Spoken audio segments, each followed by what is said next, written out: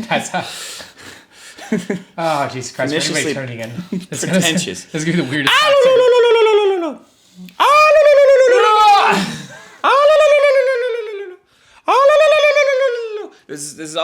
This is what we do before we go out too. This is how you get in the zone.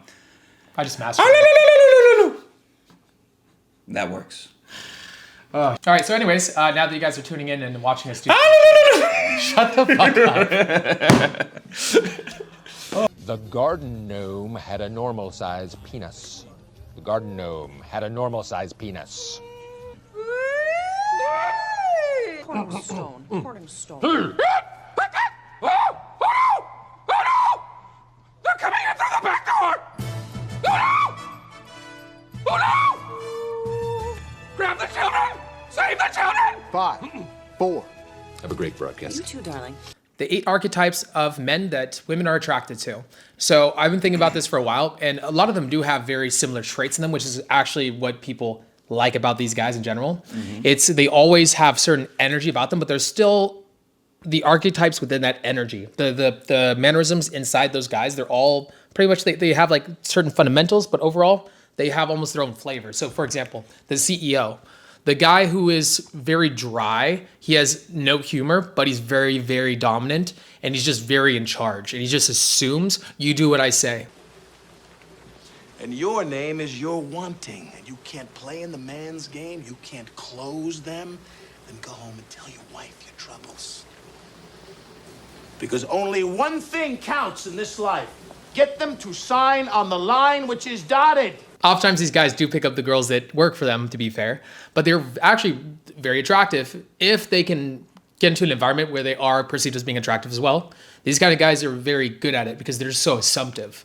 Well, doesn't that kind of begs the question, because you said they sleep with their employees, but why let's say I used to work at this fast food restaurant that for whatever reason had a lot of hot girls that worked there, which usually fast food, that's not the case, but yep.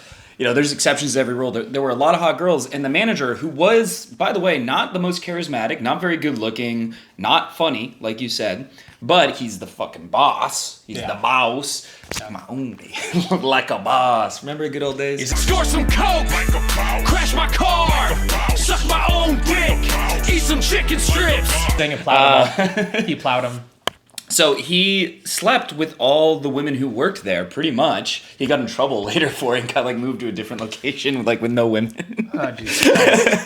But, this is before things have changed. That's less acceptable these days, but that's what used to go down at restaurants. Maybe it probably still does. But, it's more frowned upon these days.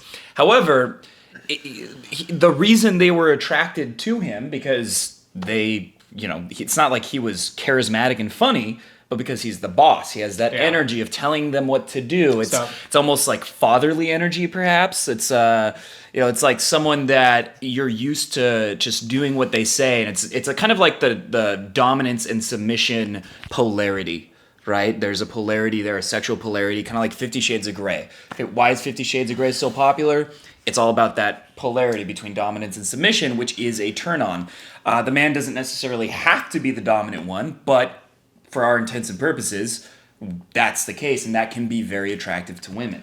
Well, for women, they almost want a guy that they can, I always say this, and I know you hate this phrasing, but it's the way that I put it for myself. It's women want to... Predatory movements. Is that the one? Not this one. No, that's my favorite. No. Predatory movements. That's going to be a CNN, by the way. That's going to be a Tate. Tate's going to take it from me, and then he's going to say he did it. It was all him all along. He's going to take it from the small YouTuber. He's going to get CNN, so you'll be fine. Yeah, fair enough. So, it's, fuck, you do this to me. Now I forgot. I'm too ADD for this. All right, so, fuck. Well, you did smoke a little before the video. That I did, well, that makes you more ADD. Fair enough. Gets a creativity flowing.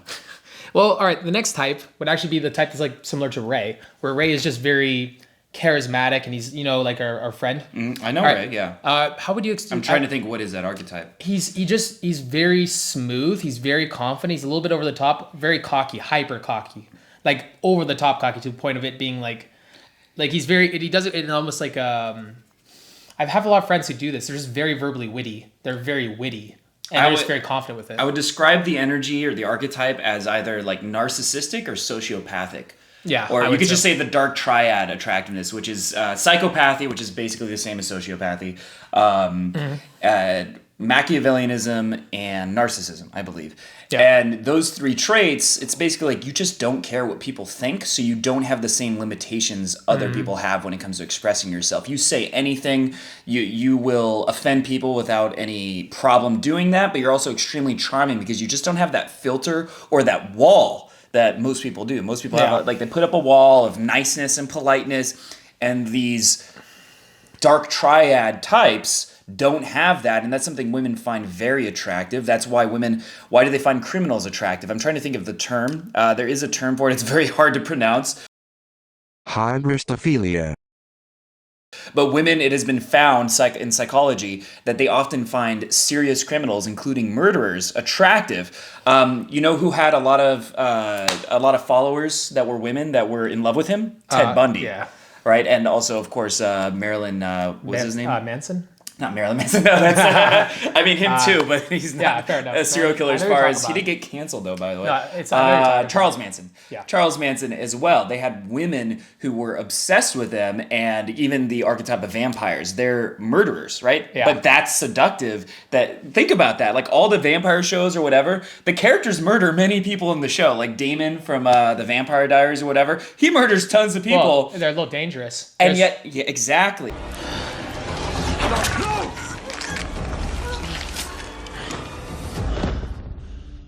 Eternity of misery, brother. Just like I promised. He's had a girl- capable of killing for her. That's the fantasy, I think. Is like this guy would kill someone else or kill a panther, whatever the fuck it is, for me, right? He can protect me. I had this girl that told me she's like she texted me over serial. She said like, "Wait, are you a serial killer? Because that would be totally hot." And I told her only on Tuesdays, and she said, "You're in 10 points." And I was like, "Yes." So want to hang out on Tuesday?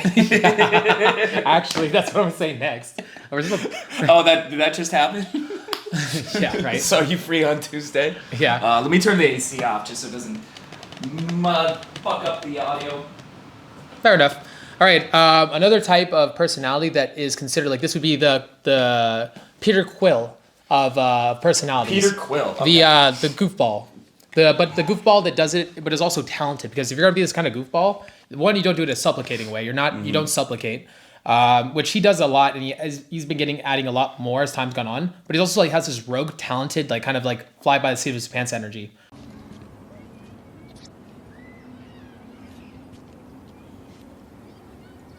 What happened?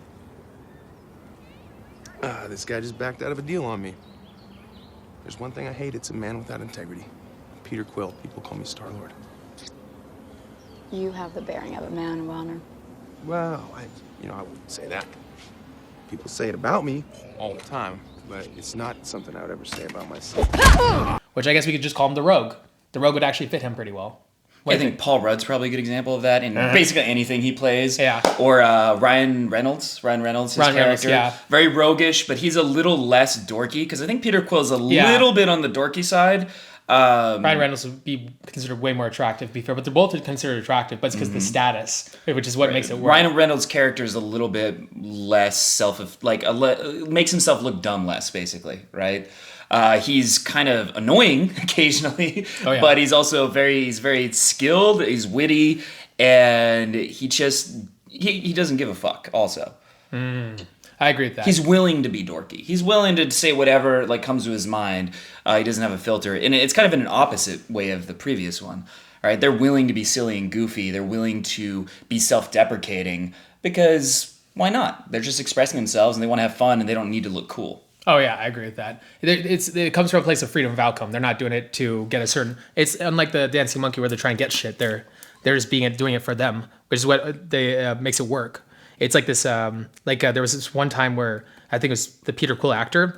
He made He made a really out there farting joke. Okay. And while he's in the thing, and it got everybody in tears, and it actually worked for him. And it was very cringy, to be fair. Okay, so another type of personality that would fit into this role would be the one who said 8.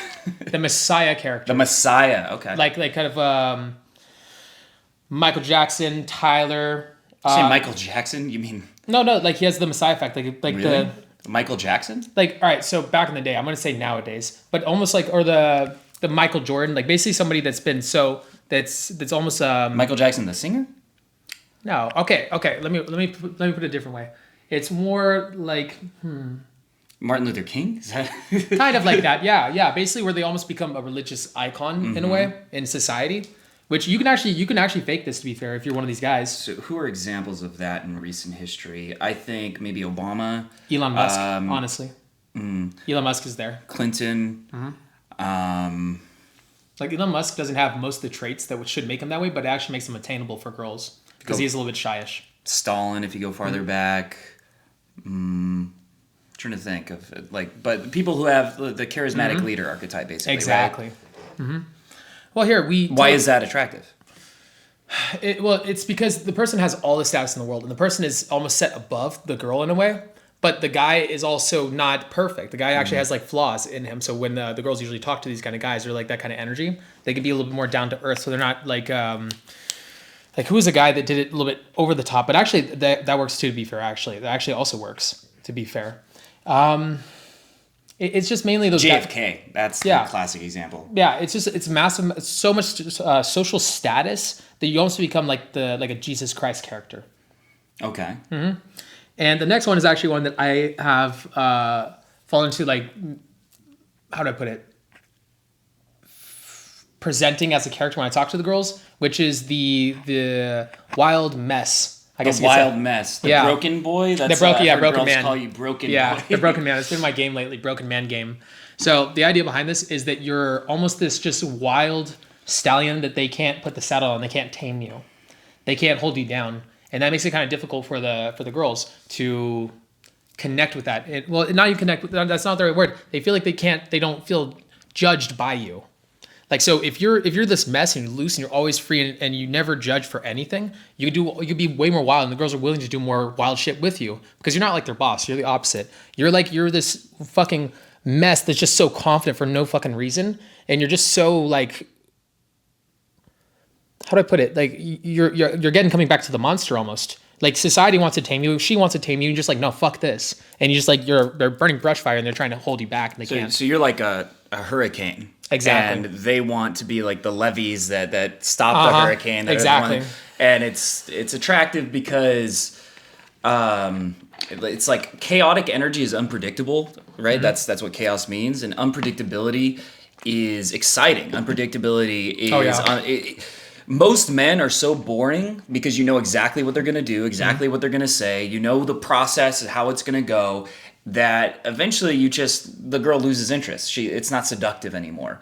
But when you're chaotic, she has no idea what you're going to do to her, if you're going to leave, she's just completely enthralled and engaged, kind of like a Netflix special where you don't know, like Game of Thrones, the early seasons got predictable later, but you don't know what's going to happen next, and that's what makes it so exciting. Like something crazy is going to happen. You know it's not going to be like uneventful, but you don't know who's going to end up dying. Hopefully it's not that extreme, but you don't know where it's going to go, and that makes it exciting because most men, basically, they simp themselves so much that the girl just has nothing to look forward to, nothing to wonder what's going to happen. She's just like, she wants out. It's like dating your fan, right? Like you're a celebrity dating your fan, and you start to get this claustrophobic feeling of just like, just please. It's so boring and routine. Well, it's also push-pull. There's an inherent push-pull in it too, because if you're wild and like all over the place, honestly, just by being that, you have the ups and you have the downs. It's also it's a little bit, it's like how to put it, the highs highlight the lows and lows highlight the highs, and it becomes like crack, and it's something that I don't know. It's probably not the most healthiest of things, and something that I've actually have worked on pulling out of my game, but that's definitely something that does happen to me inherently, just by my upbringing, like the stuff that's happened and stuff like that. So it's something I'm working on fixing. But in the meantime, though, it is working. So I don't know, take it as you will, to be fair. Here, well, actually, I want to get into the next one. The next one is the popular kid, the kid that is just friends with everybody. Like nobody hates him. He's just beloved. Like, do you know that kid that's just like, he's just like the popular good kid? The positive upbeat one that everybody's like, it's almost like he's like the presidential figure in any social circle or any area. Like Sean knows everybody. Sean is kind of like the popular kid. Mm-hmm. Who's another character? Norman. Norman's definitely the popular kid. Norman, the promoter. From what? I don't know. Oh, you never met him? Okay, never mind then. Who's one Not that? that popular. I don't know. Well, let me think. Who's a guy that actually might be fitting this character in normal society? It'd be like. All right, you know the jock who's like the friends with like the band, who's friends with the geeks, who's friends with the nerds and the like. He's also friends with the popular kids, the cheerleaders, the footballers, the. He's just like friends with every social circle. Well, no, I didn't because I was in the chess club. So okay, fair enough. Well, all right, do you know the one popular kid who came around and talked to you? And was really nice to you? Yeah. Yeah, that kid. Right. Yeah, everybody has that kid in their school. I had like 3 of those kids like that I met throughout high school. David. Fuck you, David. Took my girl. Oh, David. But we like you. I will get vengeance. David, you're so great. I fuck you, but I like you. Oh, it's so conflicting.